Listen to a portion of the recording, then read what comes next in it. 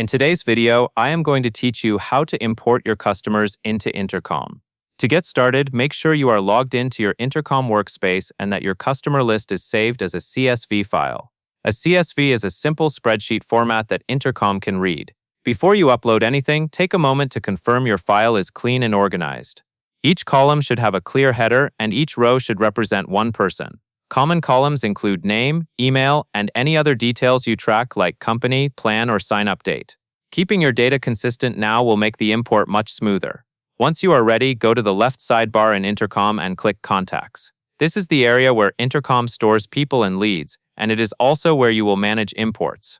Inside Contacts, choose whether you want to import new users or leads based on how you categorize people in your account. After selecting the correct area, click the option to import people. This will open the import flow where you can upload your CSV. Next, choose CSV as the file type. Then click Launch Importer. This tells Intercom you are about to bring in a spreadsheet file, and it will guide you through the setup. Now you will upload your file. You can drag and drop your CSV directly into the uploader, or you can click to select the file from your computer. If your file does not appear or you get an error, double-check that it is saved in CSV format and that it is not currently open in another program. After the file uploads, Intercom will ask you to match your CSV columns to Intercom attributes.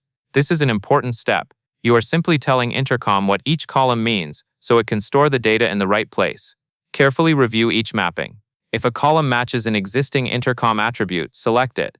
If something looks incorrect, adjust it before moving on.